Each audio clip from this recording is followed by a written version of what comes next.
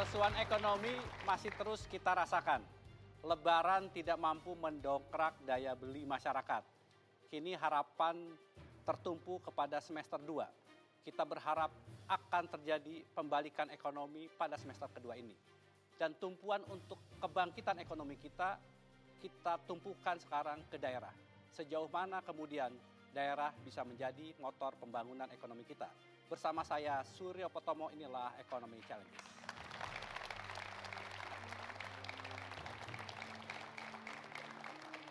Seperti biasa, malam hari ini saya ditemani oleh rekan saya Leno Samesir. Leo, kita ingin membahas bagaimana membidik potensi daerah. Siapa saja tamu yang kita undang malam hari ini, Leo? Ya, Mas Tommy dan pemirsa, malam ini Economic Challenges mendapat kehormatan 4 orang narasumber. Yang pertama adalah Dr. Andes Syarifuddin, Pelaksana Tugas Dirjen Bina Keuangan Daerah dari Kementerian Dalam Negeri. Pak Syarifuddin, selamat malam. Kita juga ingin tahu bagaimana sebetulnya daerah siap atau tidak untuk menerima investasi ataupun penanaman modal. Karena itu kami telah memperoleh kehormatan kehadiran Ketua Umum Asosiasi Pemerintah Kabupaten Seluruh Indonesia atau APKASI, Mardani Maming. Pak Mardani, selamat malam. Selamat malam. Kita juga ingin mendengar bagaimana daerah bisa membangun meskipun di tengah-tengah keterbatasan. Karena itu telah hadir di tengah-tengah kita Bupati Bantaeng Nurdin Abdullah. Pak Nurdin, selamat malam. Dan kalau pemerintah selalu mengatakan cenderung baik, maka sisi pengusaha akan cenderung mengatakan banyak yang kurang. Karena itu kita akan menghadirkan Ketua Umum Asosiasi Pengusaha Indonesia atau APindo, Haryadi Sukamdhani. Mas Haryadi, selamat malam. Itu Mas Tommy dan pemirsa yang akan bersama-sama mencari tahu bersama kita bagaimana kita membidik potensi daerah. Baik, Leo, nanti kita coba dalami apa saja hal-hal yang kita bisa optimalkan dari daerah. Kita lihat dulu tayangan berikut ini sebelum kita nanti membahas lebih lanjut.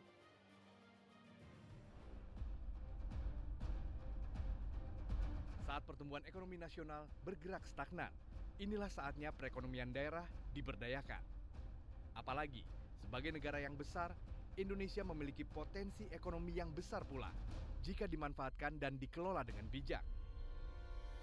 Namun sayang, belum semua daerah di tanah air memanfaatkan potensinya masing-masing dengan maksimal sebagai pendorong perekonomian.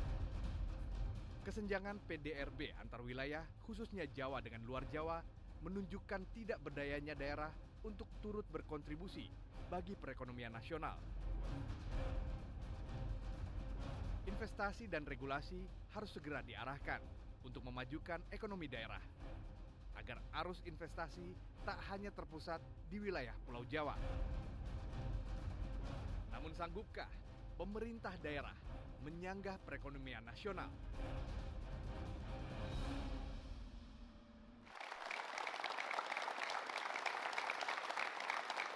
Leo, kalau kita melihat Indonesia dari daerah, seperti apa gambaran dan kekuatan ekonomi daerah itu? Ya, Mas Tommy dan pemirsa, fakta yang harus kita kembali sadari bahwa Indonesia adalah negara kesatuan Republik Indonesia yang terdiri dari banyak daerah. Kita terdiri dari 34 provinsi, 416 kabupaten, dan 98 kota. Ini yang menjadi perhatian kita, karena kalau kita hanya memusatkan perhatian di Pulau Jawa, maka itu bukan negara kesatuan Republik Indonesia. Kita lihat bagaimana sebetulnya peranan daerah dalam hal ini dihitung berdasarkan pulau-pulau dalam pembentukan produk domestik bruto. Ini data yang kami peroleh dari Badan Pusat Statistik di triwulan pertama 2017.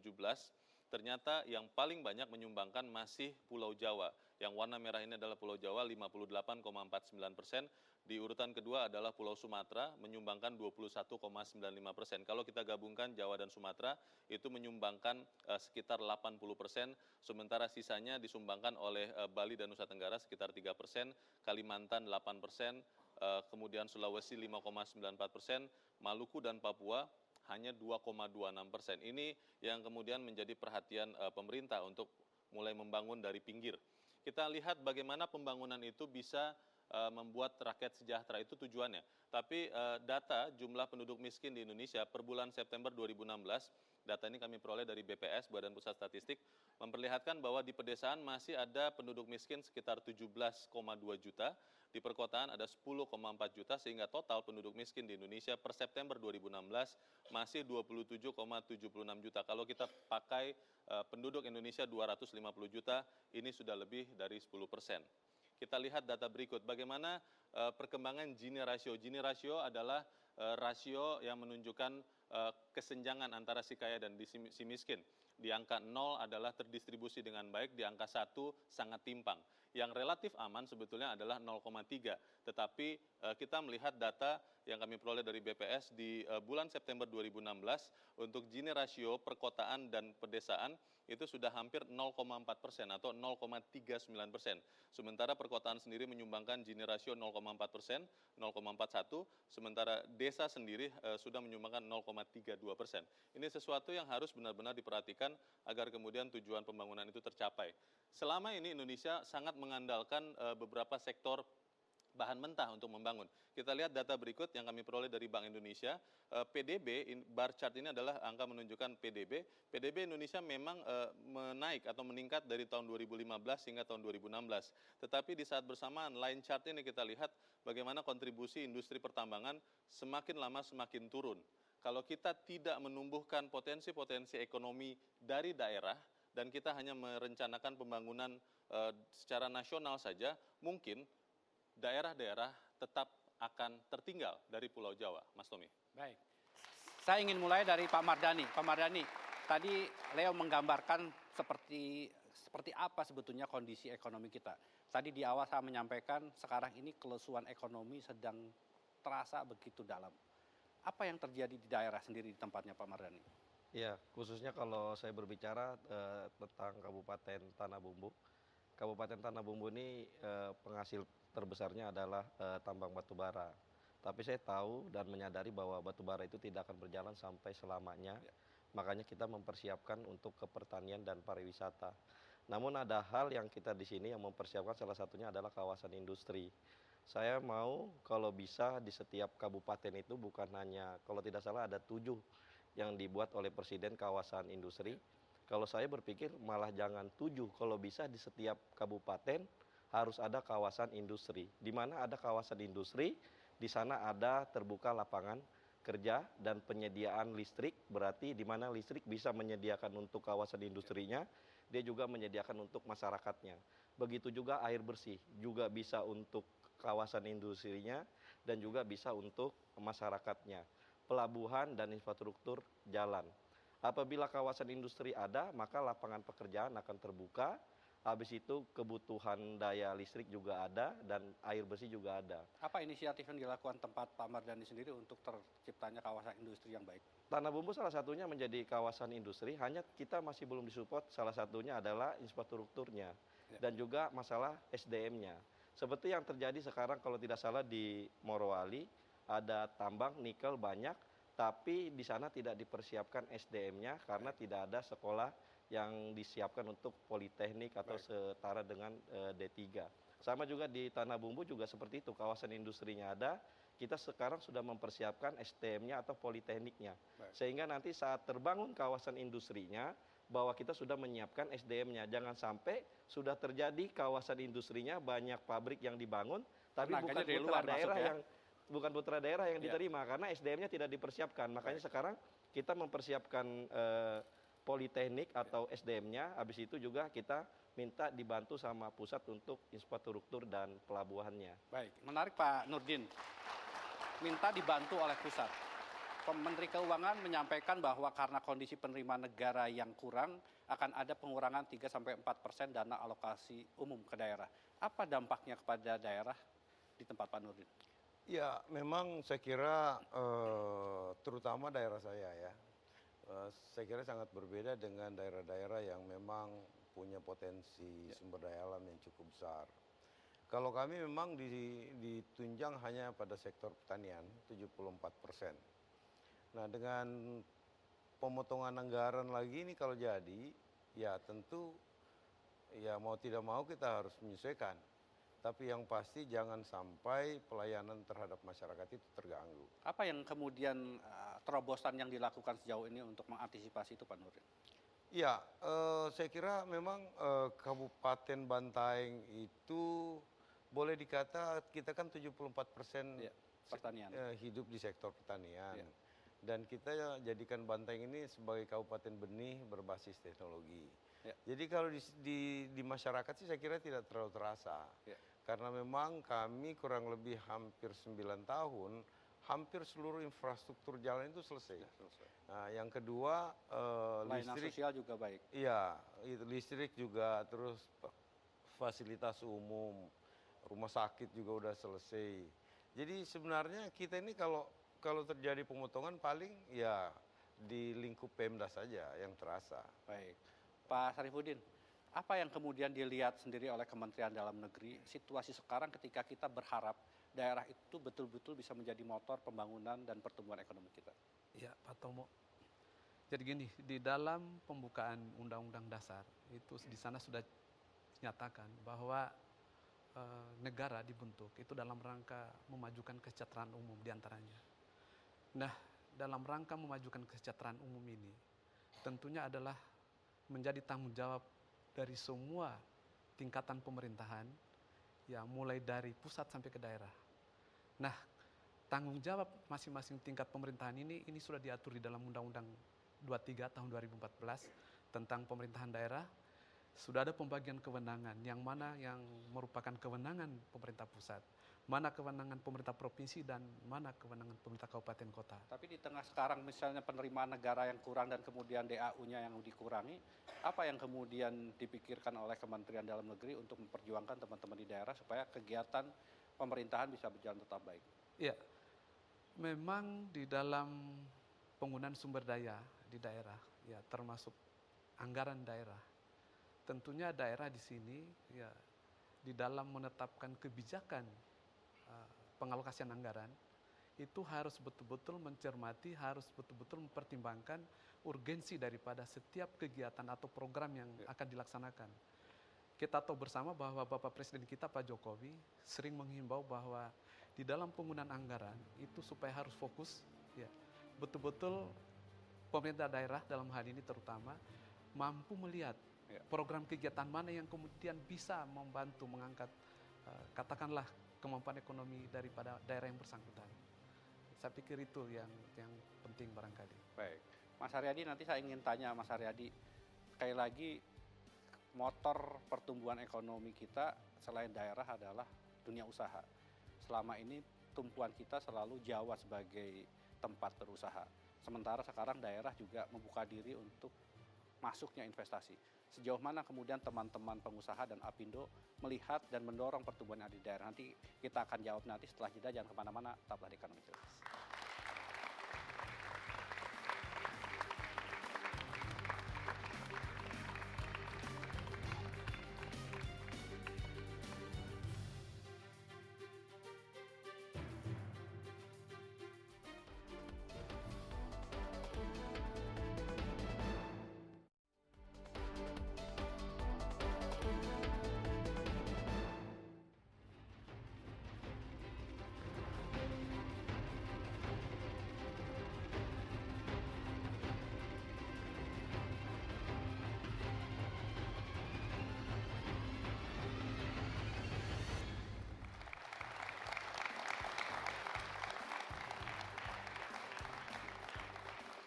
Terima kasih Anda masih di Ekonomi Challenges. Mas Haryadi, 71 tahun kita sudah merdeka, hampir 72 tahun.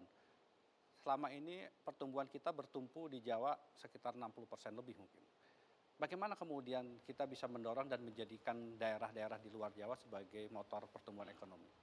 Jadi justru perkembangannya agak menarik nih Mas Tommy. Terakhir setelah APKASI mengajukan uji materi Undang-Undang Nomor 23 tahun 2014 tentang pemerintah daerah ya, terutama di sini menyangkut masalah kewenangan dari gubernur dan Kementerian Dalam Negeri untuk membatalkan peraturan daerah yang dianggap tidak selaras lah dengan kepentingan yang lebih besar begitu, kepentingan nasional maupun kepentingan masyarakat yang lebih besar. Jadi ini sebetulnya yang juga membuat kami khawatir ya, karena respons dari baik dari pelaku usaha Indonesia sendiri dari lokal maupun juga pelaku usaha asing itu sudah memberikan respons yang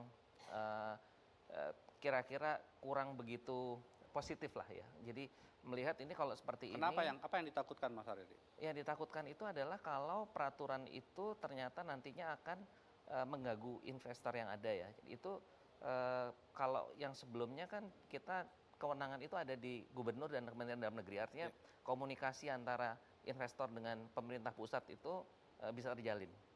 Dan kalau peraturan itu memang dianggap mengganggu, Kementerian Dalam Negeri mempunyai hak untuk membatalkan. Sebelumnya begitu. Sekarang nggak bisa Mas. Jadi sekarang harus ke Mahkamah Agung. Nah, padahal kita tahu di Mahkamah Agung sendiri dengan keterbatasan hakim agung yang ada di sana. Karena kalau di pemerintah pusat kan begitu ada masalah, mereka akan melakukan koordinasi lintas kementerian untuk melihat apakah aturan itu memang betul-betul mengganggu atau tidak. Nah, ini yang sebetulnya kita khawatirkan justru ini menjadi titik balik nih. Titik balik daripada bagaimana investor melihat potensi daerah seperti itu. Pak Mardhani bagaimana menjawab apa yang disampaikan oleh kekhawatiran pengusaha ini? Ya, ini yang disampaikan tadi Pak Haryadi bahwa yang dia takutkan yang berubahnya undang-undang, dulu kebijakan dikeluarkan oleh para bupati. Habis itu sekarang dengan undang-undang lari ke gubernur dan pusat ya.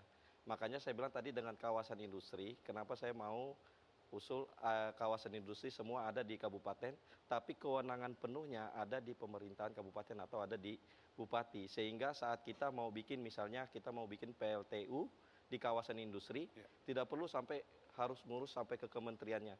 Bikin FS-nya saja di kementerian untuk membuat listrik itu butuh 9 bulan sampai 1 tahun. Sedangkan kita dikejar waktu untuk 35.000 watt untuk penyediaan listrik. Contoh di tempat saya, ada salah satu pengusaha dia mau bangun pabrik es untuk kepentingan nelayan, tapi kita minta, kita mau pasang listriknya, bagaimana? Belum ada daya.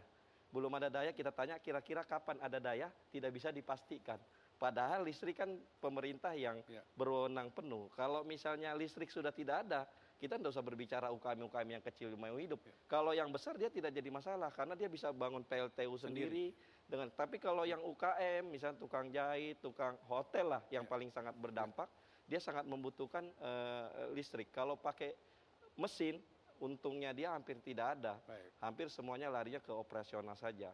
Makanya kalau bisa kawasan industri itu wewenang penuhnya diserahkan kepada bupati, sehingga masalah air bersih, masalah listrik, masalah SDM atau pembangunan politekniknya, semua menjadi wewenang bupati, tapi di wilayah kawasan industri itu saja.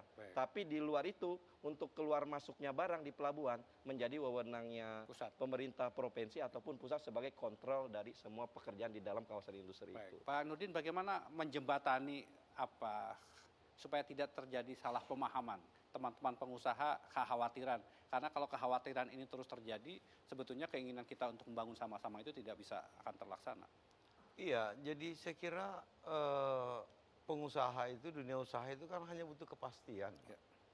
Ya, kalau kita melihat di luar ya, seperti di China, kawasan industri mereka kan orang bangun langsung colok.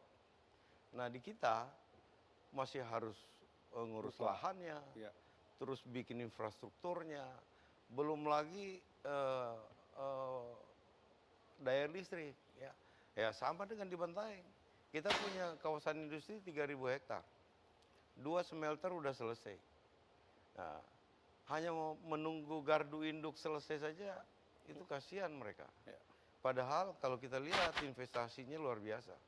Jadi sebenarnya kendalanya sekarang ini bukan di pemerintah daerah lagi. Memang kita kendala pada daya listrik. Nah, tapi apakah sikap dari kepala-kepala daerah pada umumnya sudah berubah dan betul-betul lebih friendly kepada dunia usaha? Ya, kita sih, saya Pak Ketum di Apkasi, kita terus melakukan diskusi dengan teman-teman. Bahkan kita ada program di Apkasi itu untuk terus keluar ya, untuk membuka wawasan. Kita kasih lihatlah bagaimana China, bagaimana Jepang, bagaimana Korea. Nah, ternyata hampir rata-rata, apalagi sekarang ini pimpinan-pimpinan daerah kan pada muda-muda semua, Pak. Dan ya boleh dikata ya kualitas kepala daerah ini sudah sangat-sangat bagus ya. Dan saya lihat memang keinginan untuk memajukan daerahnya itu besar. Sangat besar ya. Pak Zid, Jadi apa yang disampaikan Pak Eryadi tadi, tapi tergantung pengusahanya yang ditanya. Kalau pengusaha daerah yang ditanya, dia lebih mendukung kebijakan itu ada di pemerintah daerah. Tapi kalau pengusaha Jakarta yang ditanya atau pengusaha pusat, dia pasti berpikir akan lebih bagus kebijakannya diputuskan oleh pemerintah pusat. Kalau menurut saya, oke, ambil aja jalan tengahnya. Biarkan saja serahkan kepada Pak Gubernur untuk mengambil keputusannya, tapi kawasan industrinya cukup pemerintah daerah yang memutuskan. Sehingga tidak perlu ada birokrasi lagi, rekomendasi bupati, habis rekomendasi gubernur, baru kementeriannya. FS-nya saja untuk bikin PLTU butuh waktu 9 bulan. Itu belum pasti dibangun apa endaknya. Baru disetujui apa endaknya dibangunnya di FS itu. Baik, nanti kita coba dalami lagi Mas Haryadi, sekaligus nanti saya akan beri kesempatan Mas Haryadi. Apakah Mas Haryadi sudah melihat ada perubahan itu, juga Pak Sarifudin, tapi kita harus jeda terlebih dahulu, jangan kemana-mana, tetap pada Ekonomi Sekaligus.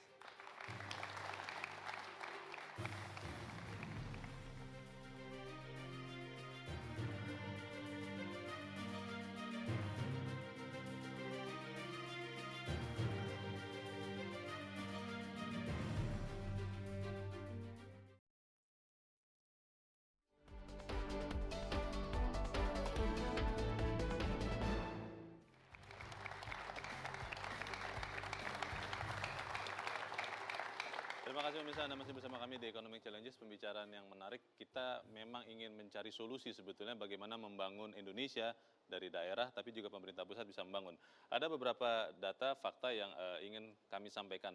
Kita melihat data yang kami peroleh dari Kementerian Keuangan dan PricewaterhouseCoopers, bagaimana Indonesia yang di era awal-awal Orde Baru hingga kemudian sekarang menikmati di awalnya adalah bonansa minyak atau migas, tetapi kalau kita melihat revenue atau pendapatan dari minyak dan gas makin lama makin kecil. Dari tahun 2004 yang menyumbangkan sekitar 20-an% untuk penerimaan negara, di tahun 2016 diperkirakan hanya 3%. Ini suatu fakta yang kita tidak bisa balikan karena memang itu adalah sumber daya yang tidak terbaharukan. Kita melihat data berikut dari Badan Koordinasi Penanaman Modal, realisasi investasi baik PMDN maupun PMA berdasarkan lokasi proyek. Di 5 besar masih terjadi di Pulau Jawa. Kita lihat di Jawa Barat itu 29 triliun sekitar 17%, DKI Jakarta 24 triliun 14%, Jawa Timur 12 triliun 7,6%, Banten 12 triliun 7,4%, dan Jawa Tengah hampir 12 triliun atau 7,2%. Ini suatu fakta yang memang kita harus pertanyakan, kenapa kemudian investor lebih banyak datang ke daerah-daerah atau provinsi ini. Sebagian mengatakan karena memang kesiapan infrastruktur. Kita lihat lagi bagaimana realisasi investasi daerah untuk triwulan pertama 2017, data yang masih kami peroleh dari BKPM menunjukkan yang warna merah ini adalah investasi di Pulau Jawa, itu 90,5 triliun rupiah atau 54,6% terjadi realisasi investasinya di Pulau Jawa. Sementara di luar Jawa yang terdiri dari ribuan pulau yang lain itu 75,3 triliun rupiah atau 45,4% investasinya. Kita lihat bagaimana pertumbuhan ekonomi daerah triwulan pertama 2017 ini dibandingkan di tahun sebelumnya. Data yang kami peroleh dari BPS menunjukkan ternyata pertumbuhan ekonomi yang relatif besar ada di luar Pulau Jawa. Kita lihat yang di urutan pertama adalah Kalimantan Tengah, 9,5% pertumbuhannya. Kemudian di Sulawesi Tenggara ada 8,4%, di Sulawesi Selatan 7,5%, Sulawesi Barat 7,4%, Gorontalo 7,3%, dan Maluku Utara 7,5%. Ini pun masih belum mencapai double digit, karena kalau kita perhitungkan sejarahnya, maka di luar Pulau Jawa ini harus mengejar lebih banyak lagi untuk bisa menyamakan dengan pertumbuhan di Pulau Jawa. Pertanyaannya, apakah memang kemudian daerah itu benar-benar sudah siap, termasuk seluruh perangkat pemerintahannya? Mas Tommy. Baik. Mas Haryadi, apakah teman-teman pengusaha tidak melihat ada perubahan besar transformasi yang di daerah khususnya dengan pemimpin-pemimpin muda yang dikatakan oleh Pak Nurdin? Ya, kalau kita melihat dari laporannya KPPOD ya, Komite Pemantauan Otonomi Daerah, memang terlihat bahwa ada kesadaran dari kepala daerah untuk mulai berkompetisi, mencapai kondisi yang dipandang itu adalah ramah terhadap investor. Itu memang kita melihat seperti itu. Tapi kembali kepada tadi yang uji materi Undang-Undang Nomor 23 Tahun 2004, mungkin saya melengkapi saja. Jadi pengertiannya adalah bukan seperti yang disampaikan oleh Pak Mardhani maupun Pak Nurdin, tapi di sini menyangkut masalah kewenangan untuk pembatalan perda. Jadi saya contohkan beginilah, ada beberapa daerah yang membuat perda bahwa tenaga kerja yang direkrut untuk perusahaan sekian persen harus dari putra daerah misalnya seperti itu. Di konotasi seperti itu sebetulnya kalau memang tersedia nggak ada masalah gitu. Tapi kalau tidak ada itu kan berarti perusahaan juga menghadapi kesulitan karena tadi juga Pak Mardhani juga menyampaikan beberapa daerah juga memang ketersediaan SDM-nya nggak ada. Nah ini ada daerah yang mempunyai perda seperti itu. Nah sekarang yang problem adalah untuk membatalkan itu. Tadinya gubernur ataupun dari Kementerian Dalam Negeri punya kewenangan untuk bisa membatalkan. Sekarang nggak bisa, Mas. Jadi kalau keputusan MK yang terakhir itu karena ini adalah produk legislatif dan eksekutif harus diuji materikan ke Mahkamah Agung. Nah ini dilihat dari investor, ini saya hanya salah satu contoh Mas ya. Banyak contoh lain yang bisa menimbulkan ketidakpastian hukum sendiri di dalam ataupun mengganggu operasional daripada si perusahaan. Nah itu yang jadi masalah. Jadi dan ini sudah direspons saya rasa agak negatif ya. Beberapa perusahaan-perusahaan asing yang di Indonesia sudah datang ke Apindo menyampaikan ini bagaimana dengan kondisi seperti ini gitu. Jadi ini yang kalau sepanjang pemerintah daerahnya membuat regulasi yang ramah terhadap investasi tentu tidak ada masalah. Tapi kalau membuat suatu produk yang nantinya memang itu akan mengabaikan permasalahan di perusahaan, tentu ini juga menjadi negatif untuk investasi di daerah tersebut. Pak Sarifudin, apa yang bisa dilakukan Kementerian Dalam Negeri atau yang sudah dilakukan Kementerian Dalam Negeri untuk menjembatani, menurut saya ini kan persoalan persepsi yang kadang-kadang harus kita luruskan. Iya, mungkin sekaligus juga menanggapi tadi apa yang disampaikan Pak Heriadi. Jadi berkaitan dengan putusan Mahkamah Mahkamah Konstitusi ya, berkaitan dengan kewenangan pembatalan perda. Jadi memang betul bahwa untuk kewenangan itu, yaitu sudah dengan keluarnya putusan itu maka itu tidak menjadi lagi kewenangan gubernur atau Kementerian Dalam Negeri. Namun di sisi lain bahwa Kementerian Dalam Negeri maupun gubernur selaku wakil pemerintah pusat tetap dapat melaksanakan fungsinya selaku atau dalam rangka pembinaan dan pengawasan. Nah tentunya di sini bukan persoalan batal atau membatalkan perda, tetapi bagaimana kemudian setiap kebijakan daerah itu dilakukan atau tetap di dalam pengawasan pemerintah. Sekarang komunikasi itu berjalan baik, Pak? Ya, saya kira sejauh ini masih efektif ya.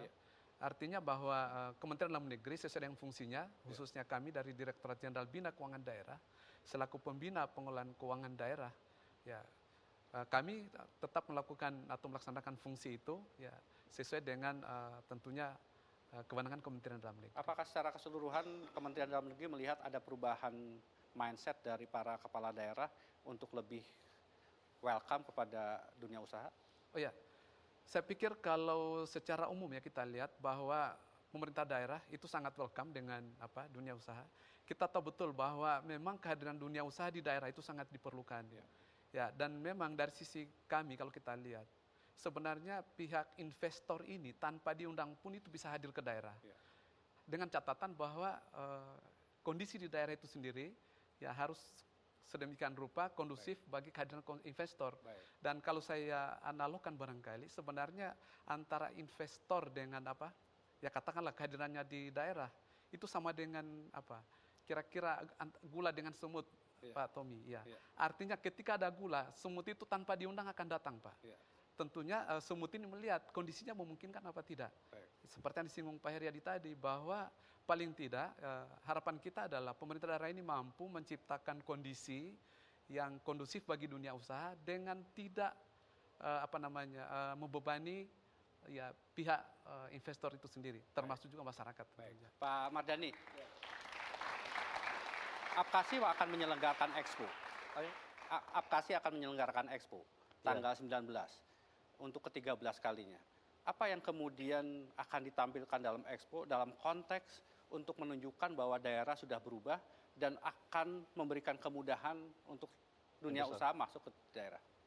Saya jelaskan dulu apa yang tadi yang dimaksud dengan Undang-Undang 23, karena waktu itu Apkasi yang menggugatnya, Undang-Undang 23 dibatalkan, yang mana waktu itu kita fokus, Pak Sekjenja, kita fokus kepada pendidikan setingkat SMA itu ke provinsi, itu dikembalikan tetap ke kabupaten. Habis itu pertambangan, Ya. yang mana galian batu bara, biji besi tidak jadi masalah ke provinsi, tapi galian C itu tetap ada di kabupaten. Kenapa? Karena galian C ini adalah pengusaha kecil, Pak, yang batu biskos, pasir. Kalau pengusaha pasir sama pengusaha batu biskos disuruh berurusan ke kantornya gubernur, ke kantor bupati saja dia tidak mau, Pak, apalagi ke kantor gubernur. Ya. Nah, yang itulah yang inti yang kita gugat sebenarnya. Tapi yang keluar adalah pembatalan perda-perda, Ya. itu yang disahkan, maksudnya itu yang diterima. Kita Ya. juga bingung kok bisa keluar itu, Ya. padahal bukan itu yang kita maksud. Tapi katanya secara orang-orangnya hukum apkasi, emang secara undang-undang emang tidak boleh dibatalkan oleh Mendagri. Kecuali kalau mau batalkan atau rubah dulu undang-undangnya, beri kewenangan kepada Mendagri. Namun untuk perda sebelum disahkan, kan ada kontrolnya dulu. Sebelum perda disahkan, dilaporkan dulu kalau tidak salah ke gubernur Ya. dan ke Mendagri. Kalau sudah disetujui baru disahkan. Saja. Berarti kan bisa kontrol di Ya. di sananya. Apa yang menjadi kewenangan tadi. Nah, masalah yang apa? Expo. Expo. Ya. Nah, disinilah kita memperlihatkan, mengumpulkan antara kebijakan pemerintah kabupaten, hampir 200 kabupaten yang ikut pameran ya Pak Sekjen. Kita menyediakan 300 ya, bersama dengan investornya. Kita menyiapkan wadah pameran Expo Otonomi Apkasi. Kenapa kita siapkan? Karena kita kumpulkan ini pemerintah daerahnya, ini investornya, ini pelaku-pelaku usahanya. Biar dia berbaur sendiri, dia lihat sendiri, datang, nego sendiri. Ya. Kita hanya mencarikan jalan. Kalau misalnya cocok, jadi ya silahkan kabupaten-kabupaten yang ada di seluruh Indonesia bekerja sama dengan investor-investor yang ada. Apa yang unik Pak Nurdin dari Expo kali ini dibandingkan Expo-Expo sebelumnya? Ya, memang kita dari tahun ke tahun itu terus kita lakukan berbagai inovasi-inovasi. Jadi karena memang bagaimanapun juga potensi daerah ini kan cukup besar.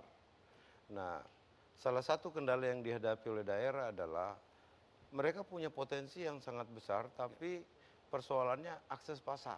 Ya. Nah, juga akses pasar ini kan tergantung juga kontinuitas, kualitas maupun packaging. Nah, kami tahun ini mencoba sesuai dengan arahan Bapak Presiden pada Expo tahun 2016 kemarin. Bapak Presiden kasih petunjuk kepada kita supaya Expo berikutnya jangan lagi hanya mengandalkan potensi daerah semata, tetapi bagaimana ada join antara potensi daerah dan pasar. Nah, ini yang kita coba bangun, Pak. Nah, oleh karena itu Apkasi memfasilitasi kerjasama dengan berbagai kedutaan. Nah, kedutaan ini yang mencoba untuk menjembatani kami dengan pengusaha-pengusahanya di negaranya masing-masing. Ya, alhamdulillah tahun 2017 ini, insya Allah tanggal 19 Juli akan dibuka oleh Bapak Presiden. Itu akan dihadiri oleh 19 negara. Itu pengusahanya pada datang semua. Perusahaan negara besar apa negara-negara? Negara-negara besar termasuk Jepang, Eropa, Amerika. Ya, kemarin juga kita diundang ke Shanghai. Kita udah tanda tangan MOU dengan pengusaha-pengusaha Shanghai. Dan mereka minta 100 booths. Mereka mau ikut juga. Dan ya atas arahan Pak Ketua Umum Apkasi, ya kita betul-betul mempersiapkan ini dengan baik. Jadi ada business matching ya. Kalau daerah sendiri apa yang akan dipamerkan oleh teman-teman? Ya ini, jadi tahun ini kita sudah mulai fokus Pak. Kita tidak lagi hanya asal ikut pameran. Tetapi betul-betul ya contoh saja misalnya, kita ini penghasil kopi Indonesia. Ya. Nah, kenapa kita tidak mencoba untuk boomingkan kopi Indonesia ini dengan berbagai jenis, berbagai varietas. Seperti misalnya kan ya kopi Toraja, ada di Sumatera, ada di Bali, ada di Mar. Semua kopi. Nah, juga berikutnya rumput laut. Kita punya rumput laut kan selama ini belum bisa kita ekspor sampai ke Keragenan. Kita masih mentah aja. Nah, inilah yang kita coba, bagaimana kita sinergikan antara produsen dengan pasar. Ya, mudah-mudahan kita harapkan ya sesuai keinginan Bapak Presiden, jadi setiap expo itu ada transaksi. Dan ya mudah-mudahan juga selesai expo bukan sampai berhenti di situ, tetapi jalinan kerjasama ini berlanjut terus. Baik. Pak Mardhani, kalau tadi Pak Mardhani mengatakan kawasan industri, apa di Expo nanti juga akan dijelaskan potensi daerah dalam konteks kawasan industri yang tersedia di daerah-daerah? Itu yang salah satu kita usulkan regulasinya, Pak. Maksudnya kita mau kawasan industri itu tidak lagi diputuskan, oke diputuskan sama Presiden, tapi perizinannya semua di kawasan industri itu cukup sampai di Bupati saja. Tapi untuk hilir masuk keluar masuknya barang, silahkan Pak Gubernur atau pemerintah pusat yang mengelola. Apa yang Prof. Nurdi tadi masalah apkasi, apa yang menjadi beda di tempat kita? Kalau di tempat kita pameran apkasi, Pak, di sana ada investornya. Habis itu ada pemerintah daerahnya, habis itu ada pelaku usaha lokalnya. Sehingga semuanya ada, ketiganya. Dan ada yang kejadian... Yang pusatnya nggak diundang? Pengusahanya juga ada, Pak. Kita juga mengundang. Ada kejadian lucu, Pak, waktu kita mengirim anggota apkasi ke Turki, Pak, Prof, ya. Ke Turki, waktu itu kita disuguhi kopi, di mana kopi itu salah satu bupati pas merasakan kopi itu, dia tahu bahwa kopi itu dari kabupaten dia. Tapi setelah ditulis-tulisi kemasannya bukan dari kabupaten dia lagi, Pak. Katanya dari negara Singapura. Nah, itulah salah satu kecolongan kita. Mestinya kita langsung bisa ngirim kopi langsung ke Turki. Kenapa harus melewati Singapura dulu? Dari Medan ke Singapura dulu, Singapura baru ke Turki. Padahal rasa kopinya bupatinya kita waktu itu kenapa? Ini tuh kopi. Menarik sekali nih Mas Haryadi. Nanti kita dalami. Ini kan ironis sekali ya, betapa memang kita punya kekuatan tetapi kita tidak bisa memberikan nilai tambahnya, diambil oleh negara lain. Bagaimana sekali lagi sinergi yang bisa kita lakukan ke depan supaya kemudian potensi kekayaan yang kita miliki, nilai tambahnya dinikmati oleh orang Indonesia dan salah satunya pengusaha. Nanti kita bahas nanti, jangan kemana-mana, tetaplah di Ekonomi Challenge.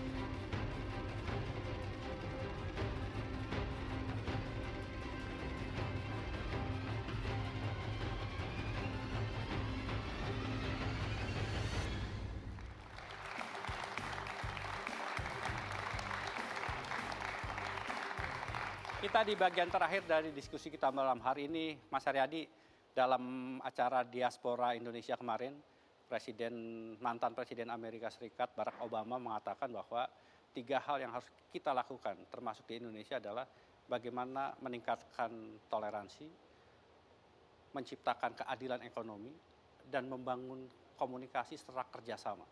Ini yang ketiga ini menjadi sangat menarik karena kita di tengah kelesuan ekonomi kita, kalau kita ingin recover di semester 2, maka kerjasama antara dunia usaha dan pemerintah daerah khususnya itu menjadi sangat penting.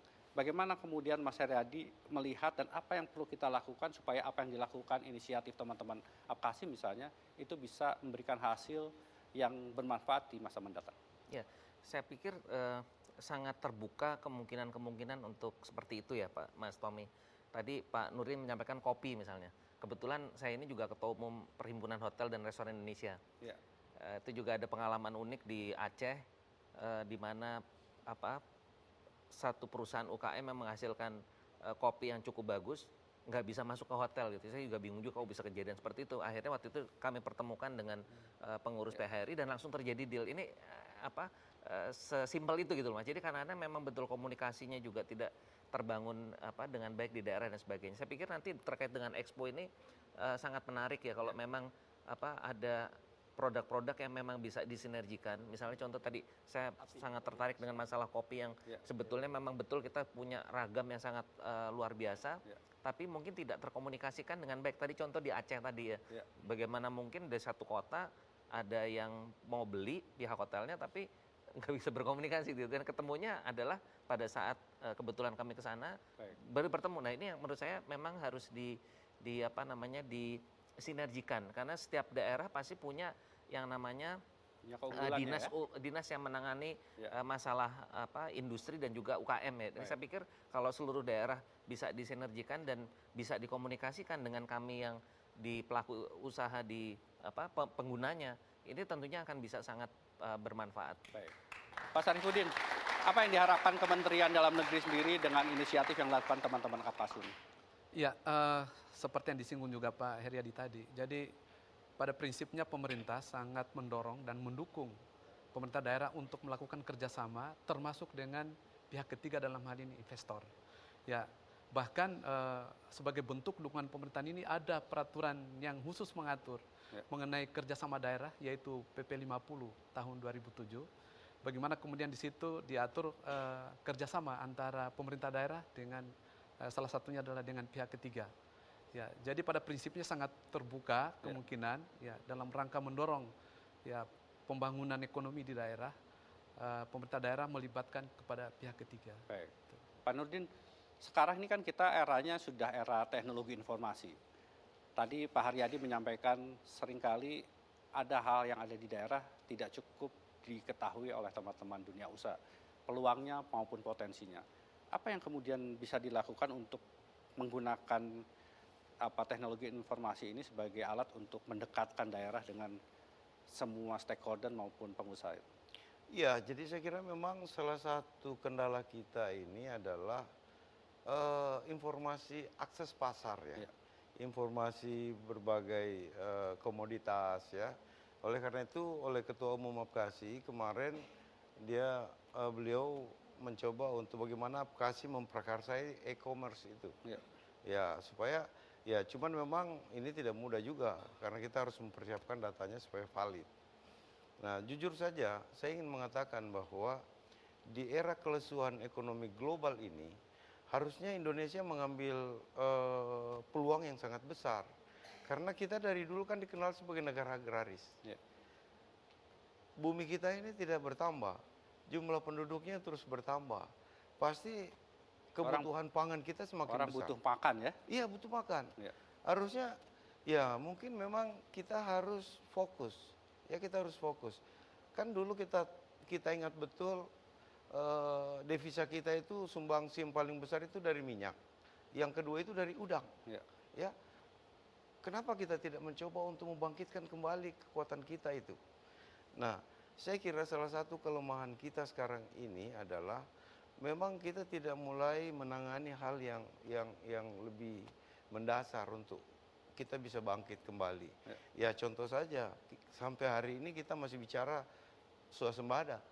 Padahal harusnya sekarang kita sudah harus bicara bagaimana komoditas-komoditas hasil-hasil pertanian kita ini orientasinya pada ekspor. Ya, coba contoh saja, pasar paling dekat kita itu Singapura. Singapura nggak punya lahan untuk mengembangkan sektor pertanian. Ya, Singapura saya kira memang pengusaha banyak yang masuk ke situ, wisatawan masuk banyak ke situ. Dan saya kira setiap hari butuh pangan banyak. Nah, apa yang masalah dengan Indonesia? Kenapa harus mereka datangkan dari Thailand? Ya, kenapa Thailand yang selalu muncul dengan Bangkok-Bangkoknya itu? Orientasi marketing yang kita kurang ya Pak ya? Orientasi marketing, yang kedua memang kita ini belum mampu membangun sektor pertanian kita dengan inovasi-inovasi dan adopsi teknologi yang cukup bagus. Baik. Pak Mardhani, apa yang diharapkan Apkasi sendiri dengan Expo kali ini? Apa yang kemudian bisa disampaikan pada masyarakat dan terutama kepada teman-teman dunia usaha? Bagi saya sih sebenarnya negara ini negara kaya, banyak peluang-peluang kerja yang bisa dihasilkan. Salah satu kenapa sawit bisa normal di Indonesia karena hilir hulunya sudah jadi, ada kebunnya, ada kebun sawitnya, ada pabrik sawitnya. Dan juga kenapa sawit bisa berkembang karena sawit yang dikeluarkan oleh BPN bersifat HGU yang bisa dijadikan jaminan kepada bank. Tapi kenapa HTI atau kawasan hutan tidak berjalan? Karena HTI tidak bisa masuk dalam bank. Tapi menurut saya di sini ada peluang untuk kesejahteraan masyarakat, khususnya misalnya Kalimantan. Kalimantan hutannya besar, di sana ada kawasan hutan, di mana kawasan hutan menjadi wewenangnya kementerian. Kawasan hutan kalau ditanamin karet itu boleh dalam aturannya, sawit tidak boleh. Kalau untuk membangun pabrik minyak goreng butuh lahan 200.000 hektar kalau sawit. Kalau untuk membangun pabrik ban butuh lahan kawasan hutan 200.000 hektar. Kalau tidak salah ada program 1 juta hektar ya untuk hutan dijadikan untuk diserahkan ke masyarakat.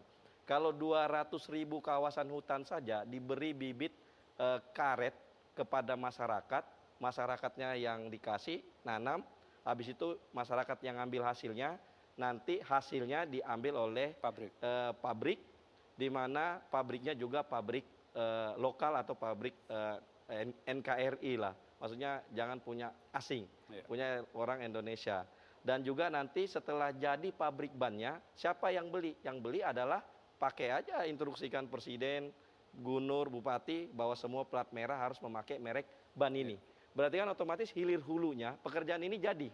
Mulai dari lahan, punya pemerintah yang diserahkan ke masyarakat, masyarakatnya sejahtera karena ada penanaman karet, hasil pendapatan daerahnya dapat karena diolah setengah jadi bahan karetnya, dijadikan ban, habis itu bannya dibeli oleh plat merah atau masyarakat Indonesia, berarti kita semua mandiri di dalam lingkup kita sendiri. Saya yakin semua negara kalau kita mandiri, khususnya Indonesia, kita tidak usah memikirkan pangsa luar, kita cukup di negara kita sendiri saja kalau kita bisa bekerja, hilir sampai hulunya antara pengusaha, pemerintah, bekerja sama dengan masyarakat juga, saya yakin kita akan mandiri di negara. Bagaimana dengan UMKM sendiri? Apakah dapat perhatian khusus di dalam Expo kali ini? Apanya? UMKM apa dapat perhatian khusus? Kalau UMKM yang salah satu tadi yang saya bilang di Apkasi ini, yang salah satu yang malah kita perhatikan malah UMKM, Pak. Kenapa? Kalau misalnya pengusaha sawit, pengusaha pabrik ban, dia itu sudah punya ahli ekonomi, punya ahli manajemen, dan dia sudah bisa memikirkan ke depannya bagaimana. Tapi yang UKM-UKM inilah yang perlu diperlihatkan oleh pemerintah. Kenapa? Kenapa kita lakukan pameran Apkasi ini? Karena kita mau nanti UKM-nya kita yang misalnya dari Kalimantan, dari Sulawesi, mengemas barangnya, itu bisa mengambil yang paling baik, mencontoh dari Jawa misalnya. Jadi Expo itu tempat belajar juga ya, dan kemudian mengembangkan karena daerah. Kalau UKM, Pak, beda sama pengusaha besar. Kalau UKM apa yang dilihat dengan matanya, sehingga dia bisa mencontoh. Tapi kalau pengusaha besar, dia punya pemikir orang-orang di belakangnya. Kalau UKM, dia tinggal lihat, oh ini bagus packingnya, dia tinggal ikutin saja. Gitu. Mudah-mudahan dengan Expo ini dan juga dengan keinginan kita bersama menyatukan kekuatan daerah dan dunia usaha, kita membangun Indonesia dan terutama di semester kedua kita bisa membalikan ekonomi. Terima kasih Pak Mardhani. Apindo Terima juga kasih kita Pak. Tunggu, Pak. Kenapa? Apindo kita tunggu ikut pameran Apkasi. Baik. Terima kasih Pak Mardhani, Pak Nurdin, Pak Sarifudin, dan Mas Haryadi. Itulah akhir dari Economic Challenges pada pekan hari ini. Kita berjumpa kembali pekan depan. Saya Suryo Pratomo dan rekan saya Leonard Samosir mohon diri. Terima kasih dan selamat malam.